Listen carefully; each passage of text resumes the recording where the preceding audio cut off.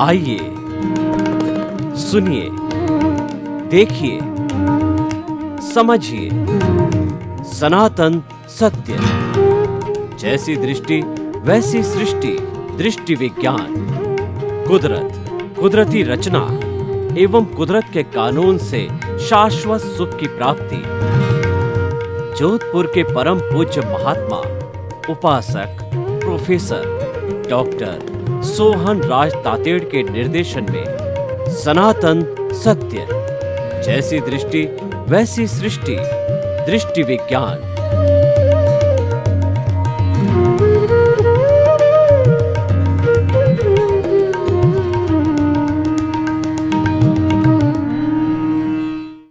भाई और बहनों, मातृशक्ति को नमन।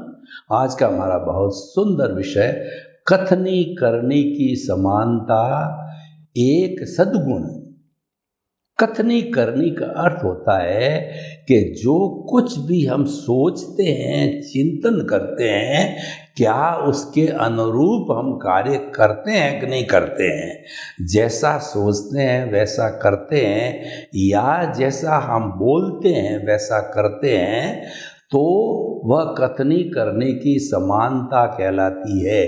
और जो कथनी करने की समानता रखता है वह एक जीता जागता भगवान है, वो आदर्श व्यक्ति है, वो सद्गुणों वाला है। देखिए, हम कर्मों की बात करें तो हमारे भारतीय संस्कृति के अंदर जैन धर्म में 8 तरह के मुख्य कर्म बताए गए हैं। द्रव्य कर्म, ज्ञानावर्णीय, दर्शनावर्णीय, वेदनीय, मोहनीय, आयुष्य, नाम, गोत्र और अंतराय। इसमें से 4 घाती है, ज्ञानावर्णीय, दर्शनावर्णीय, मोहनीय और अंतराय, और वेदनीय, आयुष्य, नाम और गोत्र यह घाती कर्म है। मैं इसके विस्तार में नहीं जाना चाहता हूँ। इसमें से जो एक कर्म नाम कर्म है उसका संबंध मन वचन काया से है। और मन वचन काया के लिए बार बार क्यों बोला जा रहा है कि एक व्यक्ति दुनिया में कोई भी गतिविधि करता है, चाहे सोचता है, चाहे बोलता है, या चाहे कोई भी काम करता है, वो मन वचन काया के बिना नहीं हो सकता। इसीलिए ये जो शरीर का जो वर्गीकरण करते हैं, ये मन वचन काया रूपी ये पिंड है, मन वचन काया रूपी ये देह है, मन वचन काया रूपी ये पुतला है। तो ये तीनों मुख्य हुआ करती है। तो तीनों के क्या क्या कार्य है वो भी हम थोड़ा सोच लें।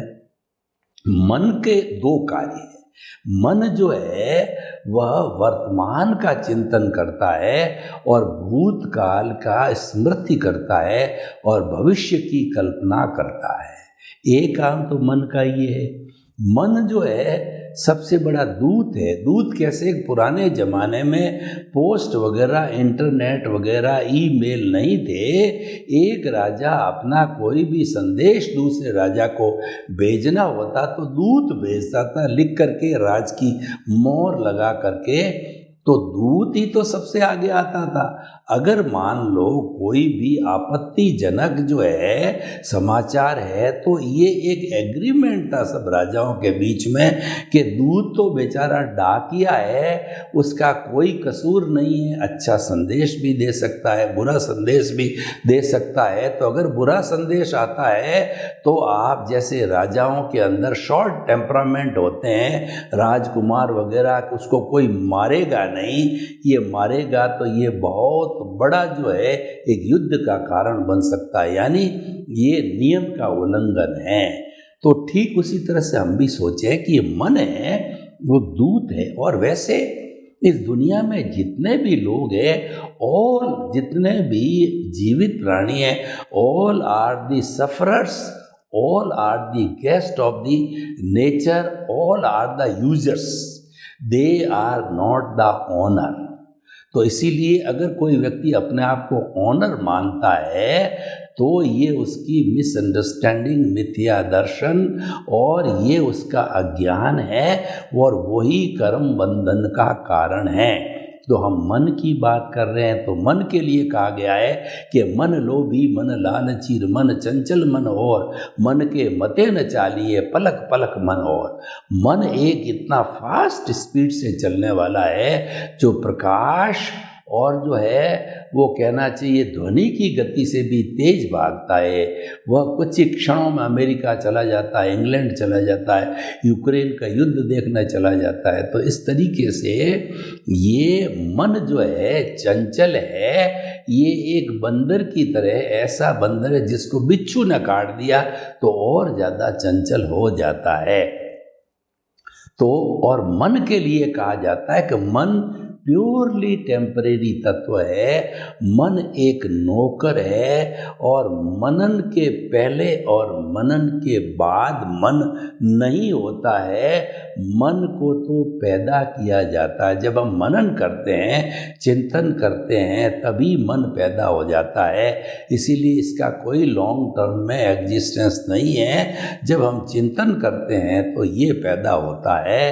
तो इस तरीके से ये सारा मन का दूसरा काम है कि मन जो है एक मैनेजर का काम करता है। जो 5 इंद्रियां हैं, स्पर्शन रसन घ्राण चक्षु श्रोत्राणी इंद्रियाणी, ये 5 इंद्रियों के 23 विषय जब आते हैं बाहर से, दुनिया से लेकर के, तो वो मन के पास आता है। मन पैम्पलेट निकालता है, तो मन इन पैम्पलेट को जो है आगे बुद्धि को सप्लाई करता है। ये एक मन का काम है। और वचन का काम है कि बोलना, अच्छा बोलो बुरा बोलो। उसके बहुत से कारण होते हैं कि अपने पूर्व जन्म का जैसा उदय प्रारब्ध होता है उसके अनुसार बोला जाता है, लेकिन हमेशा व्यक्ति को हितकारी भाषा बोलनी चाहिए और मित मतलब जो हित मित और भाषा बोलनी चाहिए। किसी को कष्ट पहुँचे ऐसी भाषा नहीं बोलना, तंतीली यानी टॉन्टिंग भाषा नहीं बोलनी, झूठ की भाषा नहीं बोलनी, अहितकारी भाषा नहीं बोलनी है। और वैसे देखिए कि वाणी के लिए कहा गया कि ऐसी वाणी बोलिए मन का आपाक होए औरन को शीतल करे और आपू शीतल हो। ऐसा व्यक्ति कोयल की तरह मीठा बोलता है तो वो खुद तो शीतल यानी ठंडा होता ही, औरों को भी ठंडक पहुंचाता है। यानी प्रिय भाषा बोलो, मीठी भाषा बोलो, मधुर भाषा बोलो, लिमिटेड भाषा बोलो जितनी आवश्यकता होती है। तो वह व्यक्ति जो है वो एक आदर्श व्यक्ति होता है। और राजस्थानी में कहा गया है कि बोलिया के लाद्या, यानी एक व्यक्ति एक सेंटेंस एक पैराग्राफ बोलता है तो उसकी पूरी जन्म पत्री, उसके चरित्र का, उसके बायोडेटा का और उसके जीवन का पूरा अगर सामने वाला व्यक्ति जो होशियार हो तो अंकन कर लेता है कितना गहरा व्यक्ति है, अच्छा है या बुरा है, क्या चिंतन करता है, सब कुछ उसके आ जाता है। लोग तो इतने होशियार होते हैं कि मुंह के एक्सप्रेशन दे करके, हाव भाव को दे करके पहचान लेते हैं कि अच्छा व्यक्ति है बुरा व्यक्ति। तो ये जो है हमारा मन वचन और काया, तो ये पूरा शरीर है, ये चलता है, हिलता है, डुलता है, खाता है, पीता है, सोता है, रोता है, सारे काम जीवन के हैं ये शरीर करता है और सारे अवयव इस शरीर में होते हैं। तो मन वचन काया की समानता जो हम चिंतन करते हैं वह वैसा हम कार्य करें तो वह समानता होती है। हम जो बात कर रहे थे नाम कर्म की, कि जब ये समानता होती है तो व्यक्ति को मनुष्य जीवन मिलता है। मन वचन काया की समानता से और रेगुलर व्यक्ति जीवन भर समानता रखे कि जैसा चिंतन करे वैसा बोले, जैसा बोले वैसा करे, यानी उसमें असमानता कथनी और करनी, मतलब कहने में और करने में अंतर नहीं होता है। तो वह एक भगवान का रूप होता है, वह आदर्श व्यक्ति होता है और वह मनुष्यत्व को आगे प्राप्त होता है। मनुष्य जन्म का जो है बंधन होता है आयुष्य का, तब उस समय के अंदर ये कथनी करने की समानता अपना एक रोल करती है मनुष्य जीवन के बंधन के लिए। तो ये एक बहुत बड़ा सद्गुण है और ये हमें मुक्ति में ले जाने वाला। मैं आपको कई उदाहरणों से स्पष्ट कर दूंगा कि ये समानता सद्गुण कैसे है। उदाहरण के तौर पे आप देखिए, कोई व्यक्ति अगर मान लो ये कहता है कि honesty is the best policy, एक तो खाली कहता ही है, उसका पालन नहीं करता, यानी कि उसकी असमानता है, तो उस असमानता के अंदर तो उस व्यक्ति कोई वैल्यू नहीं है। और वो अगर समानता रखता है, यानी किसी व्यक्ति ने अपनी दुकान पे honesty is the best policy का बोर्ड लगा रखा है और उससे प्रभावित होकर के लोग आते हैं, और जब वो पाते हैं कि वास्तव के अंदर इस दुकान के अंदर फिक्स रेट मिलती है, फिक्स क्वालिटी मिलती है, जैसा कहा जाता वैसा का वैसा मिलता है, यानी सारा काम परफेक्ट होता है, विश्वसनीय होता है, तो इसलिए जो है वह व्यक्ति विश्वसनीय बन जाता है। यानी मन वचन काया की समानता अगर हम रखते हैं तो हम विश्वसनीय बन जाते हैं। और प्रैक्टिस मेक से मैन परफेक्ट। प्रैक्टिस करते करते व्यक्ति परफेक्ट हो जाता है। करत करत अभ्यास के और जड़मती होत सुजान, और रसरी आवत जान के और सल पर पड़त निशान। तो हम जैसा अपने आप करते रहते हैं अभ्यास, जैसा सोचते हैं वैसा बनते चले जाते हैं। तो ये करते करते हम एक अच्छे इंसान बन जाते हैं। अब आगे चलिए कि एक राजनेता है और वो राजनेता पब्लिक के बीच में आकर के ये कहता है कि मैं आपके मोहल्ले के अंदर सड़क बनवा दूंगा। तो वह व्यक्ति ये अनाउंसमेंट तो करके चला गया, लेकिन वो अगर सड़क वास्तव में बना देता है तो वह व्यक्ति पूजनीय हो जाता है, और नहीं होता है तो वो थोथा आश्वासन है, उसकी व्यक्ति की विश्वसनीयता गिर जाती है। अब आप देखिए, साधु संत होते हैं जो प्रवचन देते हैं समता का, कषाय, उपशमन का, साधना का, और अपने जीवन में वो जो पालन करते हैं तो वो वंदनीय है, स्तुत्य है, और सभी उसके जो है चरणों में आकर के गिरते हैं। साधु के लिए कहा गया है कि संत वह है जो शांत रहता है, सदा दिवाली संत के और 12 महीने बसंत के। इसका कारण ये है कि उन्होंने अपना जो घर बार कंचन कामिनी को छोड़ा है, तो उन्होंने सबसे पहले क्या काम किया है, मन वचन काया की कथनी करने की समानता पर जोर दिया है। जो वो प्रवचन देते हैं वो खुद पहले पालन करते हैं और फिर लोगों को प्रवचन देते हैं, और हो भी जाता है। क्योंकि अगर सच्चा साधु है तो उसने परमार्थ का रास्ता चुना है, लोक कल्याण, जगत कल्याण, लोक हितार्थ, परोपकार का रास्ता चुना, और वो कर सकता है। क्योंकि उससे क्या लेना देना उसको। तो साधु के लिए कहा गया है कि जो है वह, उसके लिए ये कहा गया है कि वो जो व्यक्ति जो है वो चाह गई चिंता मिटी, और मनुआ बेपरवाह, जिनको कुछ न चाहिए सोई शहंशाह। वो शहंशाह होते हैं, शहंशाह उनके चरणों में नतमस्तक होते हैं, क्योंकि उनकी कथनी करने की समानता है। जैसा कहते हैं वैसा करते हैं। तो भगवान क्या है, ईश्वर क्या है? ईश्वर का अर्थ हुआ कि कथनी करने की 100% समानता वाला भगवान कहलाता। हमारे 24 तीर्थंकर हुए हैं, तो वो तीर्थंकर कब बने? जो केवल ज्ञानी होता है वो परफेक्ट रूप से कथनी करने की समानता होती है। कोई झूठ नहीं बोलते हैं कि कहता कुछ है और करता कुछ है, तो वो वैसा नहीं करते हैं। इसीलिए वो केवल ज्ञानी है, इसीलिए वो भगवान का रूप होते हैं। देखिए, मनुष्य जो है अभी उसने केवल ज्ञान, जो अल्टीमेट रियलिटी है, उसको प्राप्त नहीं किया है। वो तो उसका अभ्यासी है, उसका ट्रेनर है। खैर, अच्छी बात है, आप ट्रेनर हो तो कथनी करने की समानता आप 50%, 40%, 70% उसका पालन करो।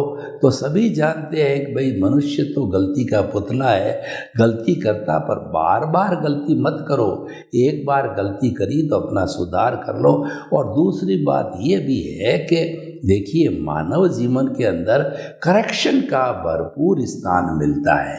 भरपूर जीवन भर हर क्षण हम करेक्शन कर देते हैं। उसके लिए भगवान बड़े दयालु है, कृपालु है, और वो जो है करुणा के सागर है। उन्होंने हमारे को सामायिक आलोचना, प्रतिक्रमण, प्रत्याख्यान, ये 4 ऐसे आयाम दिए, 4 जो हमको ऐसे सूत्र दिए, 4 हमको ऐसे रास्ते बताए कि इनके आधार से हम कोई भी गलती करते हैं उसका करेक्शन दिया जा सकता है। मानव जीवन की सबसे बड़ी यही उत्कृष्टता है कि पूरे जीवन भर आप कभी भी कोई पाप करो तो इसको बदलने की अभी आपके पास चॉइस है, लेकिन जब आपने एक बार सारे कॉजेज डाल दिए और आपका आयुष्य समाप्त हो गया, यानी आप दूसरे जन्म में आ गए, तो वो तो फाइल क्लोज हो गई, वह तो आंसर शीट कुदरत के पास चली गई। अब आपका कोई करेक्शन नहीं हो सकता है। कुदरत जो आपने लिखा है, जो किया है, जैसे कॉजल बॉडी बनाई है उसके अनुरूप ही रिजल्ट देगी, उपादान के अनुरूप रिजल्ट मिलेगा। जैसी आपने किया था, as you will sow so will you reap, तो वो होगा। लेकिन करेक्शन देने के लिए देखिए कि कथनी करने की समानता में कहीं फिसल जाते हैं तो क्या करना चाहिए। उसके 4 सूत्र। पहले सामायिक का मतलब समता की साधना करना। समता की साधना क्या है? किसी को दुख हो गया तो कहना भैया सॉरी, क्षमा याचना, मिच्छामि दुक्कडम, खमत खामना, मुझे क्षमा करो, क्षमा करो, क्षमा करो। और कथनी करने की समानता वाला व्यक्ति हमेशा चिंतन करेगा, खामे में सब जीवे सब्बे जीवा खमंतु में मिट्टी में भुएसु वेरंग मज्जन केड़ई। मैं समस्त जीवों को क्षमा याचना करता हूँ, सारे जीव मुझे क्षमा याचना करे, सभी मेरे मित्र है, कोई मेरा दुश्मन नहीं है, ऐसी भावना से प्रेरित होगा। तो सामायिक का अर्थ होता है समता की साधना और अपने दोषों को देखना, किसी दूसरे को दोषी नहीं देखना, ये समता की साधना है। और जो आलोचना का अर्थ ये कि आपसे गलती हो गई, मान लीजिए आपने जो है वह आज गलती कर दी, किसी को गाली बोल दी, किसी का तिरस्कार कर दिया, किसी पर क्रोध कर दिया, और कहीं पर आपके भीतर अहंकार आ गया और आपने जो है लोभ कर दिया, छल कपट कर ली, धोखा कर दिया, धड़ी कर दी, तो वो करने के बाद के अंदर आप स्वीकार करो कि गलती मेरे से हुई है, क्योंकि स्वीकार किए बिना पनिशमेंट कौन देगा और पनिशमेंट क्या मिलेगा। हम ऐसा है कि हमको कोई कोर्ट की तरह लेंदी थोड़ा ही चलाना है कि हम झूठ बोलते रहें और हमारा वकील है वो झूठ को परोड़ता रहे, उसको समेटता रहे, वैसा नहीं। अपन को तो कन्फेस करना है, क्योंकि हमारे पास समय कम है। हमको तो कथनी करने की समानता में आकर के आत्म कल्याण करना है। आत्मा के साथ जुड़ा हुआ जो हमारी अज्ञानता है, जो हमारा कार्बन शरीर है, जो हमारा कषाय है, लिंग शरीर कौशल बॉडी, उसको समाप्त करना है। और वो समाप्त के लिए हमें मनुष्य जीवन फिर मिले या ना मिले, इस जन्म में मैक्सिमम करेक्शन दे सके वो हमें देना चाहिए। तो आलोचना मतलब स्वीकार करो गलती मेरे से हुई है। फिर उसके बाद में आपके भीतर विराजमान शुद्ध आत्मा भगवान के जो है साक्षी से जो है आप प्रतिक्रमण करो कि जिस व्यक्ति को आपने गाली दी है, जिस व्यक्ति को आपने ठोका है, पीटा है, धोखा दिया है, उसके पास जाके उसका चरण स्पर्श करके और फ़ोन से कोई न कोई माध्यम से आपको मुझे क्षमा करो, क्षमा करो, मेरे से गलती हो गई है, आवेशवश क्रोध के वशीभूत होकर और मैंने आपको इस तरीके से गलत कहा, मुझे क्षमा करो, क्षमा करो, आप ऐसे नहीं हो, आपके साथ मुझे ऐसा नहीं करना चाहिए था। तो ये हो गया प्रतिक्रमण। और आगे फिर से ये गलतियां बार बार रिपीट नहीं हो तो उसका रास्ता बनने के लिए भगवान ने रास्ता बनाया प्रत्याख्यान। इसका मतलब जो गलती बार बार हो रही है उसका संकल्प करो कि ये गलती मेरे से बार बार ना हो, कि जैसे बार बार जुआ खेलना, बार बार शराब नहीं पीना, एक बार की है तो फिर उसको छोड़ो, और उसके बाद गाली देने की आपकी आदत है तो आप उसका प्रत्याख्यान करो कि भविष्य में गाली नहीं दूंगा। किसी को सताते हो तो आप जो है ये प्रत्याख्यान करो कि मैं किसी भी प्राणी को सताऊंगा नहीं। यानी जो जो आपकी वीकनेस है, जो जो आप जो है दुर्व्यवहार करते हो, उन सब के प्रत्याख्यान करो। प्रत्याख्यान का अर्थ होता है त्याग। उस चीज़ को त्यागो और सबसे बड़ा त्याग है अज्ञानता। अज्ञानता का त्याग ही सच्चा त्याग है और वह आप जो है त्यागते रहो, तब ऑटोमेटिकली सब चीज़ बन जाएगी। और सबसे बड़ी अज्ञानता जो क्या है, एक अज्ञानता तो ये कि मैं कौन हूँ, और दूसरी अज्ञानता इस सृष्टि को चलाने वाला कौन है। तो आप अगर इसका उत्तर सही रूप में दो कि मन वचन काया से मुक्त, ऐसा मैं शुद्ध आत्मा हूँ। मन वचन काया है वो तो हमारे भुगतान के अंग है। ये शरीर पिछले जन्म के कर्म के भुगतान के लिए मिला। और सनातन सत्य क्या कहता है कि मन वचन काया तथा उससे जुड़ी हुई हर अवस्था, कोई भी अवस्था, जन्म से मृत्यु तक की हर अवस्था मात्र कुदरती रचना है। उसके मालिक, उसके संचालक, उसके क्रिएटर, उसके ऑपरेटर, उसके डिस्ट्रॉयर आप नहीं हो। आप तो मात्र निमित्त सफरर हो, यूज़र हो, और आप तो भुगतने वाले हो। आप तो गेस्ट ऑफ द नेचर हो। तो आप अपने आप को निमित्त समझो, आप अपने आप को कर्ता मत समझो। अकर्ता, निमित्त, निर्दोष और शुद्ध आत्मा अपने को समझो। समस्त प्राणियों को शुद्ध आत्मा समझो, समस्त प्राणियों को अकर्ता समझो, समस्त प्राणियों को निमित्त समझो, समस्त प्राणियों को निर्दोष समझो। तो ऐसी हम स्थिति लाते हैं तो ऑटोमेटिकली जो है हमारी मन वचन काया की जो कथनी करने की समानता डेवलप होती रहेगी, होती रहेगी, होती रहेगी। जब कथनी करने की समानता रहती है तो व्यवहार जगत में तो व्यक्ति विश्वसनीय होता ही है, लेकिन अध्यात्म जगत में भी अपनी अज्ञानता का बहुत अच्छी तरह से वो नाश करने लग जाता। और दूसरी सबसे बड़ी अज्ञानता हमको मिटानी है, वो ये है कि इसको जगत को जो इस मन वचन काया रूपी शरीर को चलाने वाला मैं नहीं हूँ। इसको तो चलाने वाली व्यवस्थित है, साइंटिफिक सर्कमस्टेंशियल एविडेंसेस है। यानी कि मैं करता नहीं हूँ, मैं तो निमित्त हूँ, और मैं तो मन वचन काया नहीं हूँ, मैं तो शुद्ध आत्मा हूँ। तो इस तरीके से ये ज्ञान और दर्शन हो गया। यानी इस जगत को संचालन करने वाला जो है वो साइंटिफिक सर्कमस्टेंशियल एविडेंसेज है, ये हमारा दर्शन हो गया, ये हमारा सम्यक दर्शन हो गया। मैं संचालक नहीं हूँ और मन वचन काया से मुक्त, ऐसा मैं शुद्ध आत्मा हूँ, ये हमारा सम्यक ज्ञान हो गया। जब सम्यक ज्ञान और सम्यक दर्शन होता है तो नेचुरल रूप से ऑटोमेटिकली कथनी करनी है वो सम्यक चारित्र है। जो है कथनी करने की समानता क्या है कि ये चारित्र है हमारा। इस चारित्र को प्राप्त करने के लिए सम्यक ज्ञान, सम्यक दर्शन मैंने आपको बताया है, उसकी जो है वो ज्ञान करके उसका पालन करेंगे तो ये ऑटोमेटिकली चारित्र के रूप में आ जाएगा। और इस चारित्र की निरंतरता बनी रहे। यानी जब हम कहते हैं कि ये कॉन्सेप्ट लेकर के चलते हैं, इस कॉन्सेप्ट को हम कभी भूले नहीं। दो ही तो कॉन्सेप्ट है कि पहला कॉन्सेप्ट मन वचन काया से मुक्त, दूसरा है मैं शुद्ध आत्मा हूँ। तो मन वचन काया तो कुदरती रचना है और मैं शुद्ध आत्मा हूँ, ये मैं स्वयं हूँ।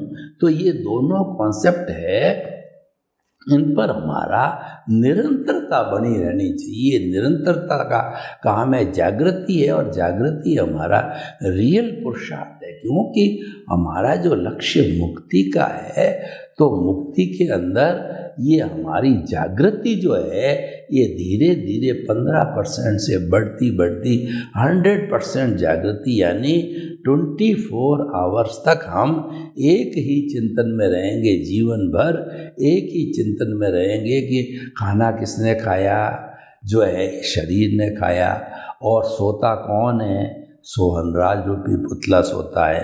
बोलता कौन है? ये पुतला बोलता है।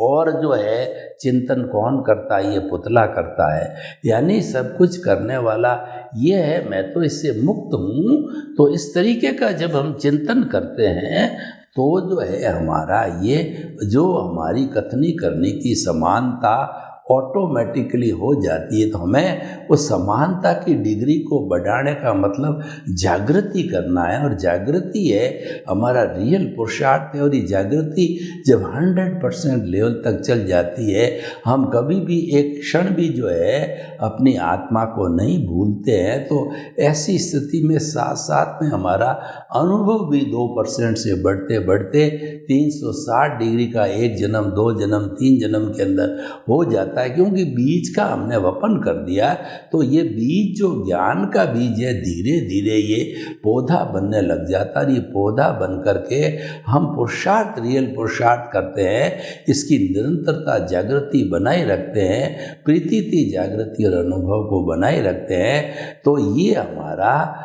जो बीज वपन किया होता है जागृति का बढ़ते बढ़ते, ये हमें फल क्या देता है?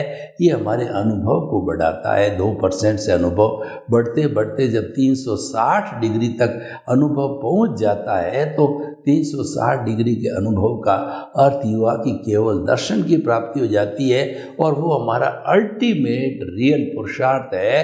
तो वह प्राप्त होते ही हम सिद्ध बुद्ध मुक्त बन जाते हैं। सर्वे भवन्तु सुखिनः, सर्वे सन्तु निरामया। लोक के सब जीवों को सुख मिले, शांति मिले, आनंद मिले, प्रेम मिले, सौहार्द मिले, और सभी हम कथनी करने की समानता रख करके अपने गंतव्य को प्राप्त करें। आपके प्रति मंगल भावना। ओम शांति।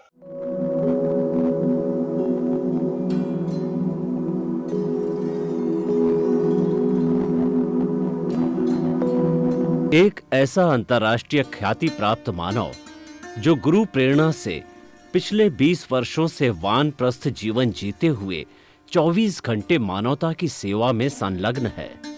एक ऐसा मानव जो अभी राष्ट्रीय, अंतर्राष्ट्रीय टीवी चैनलों पर 7,500 एपिसोड के माध्यम से सनातन सत्य, आत्मविज्ञान एवं पुनरुत्थान, व्यवहार एवं निश्चय जगत के जीवनोपयोगी विषयों पर हृदय स्पर्शी प्रवचन कर चुका है।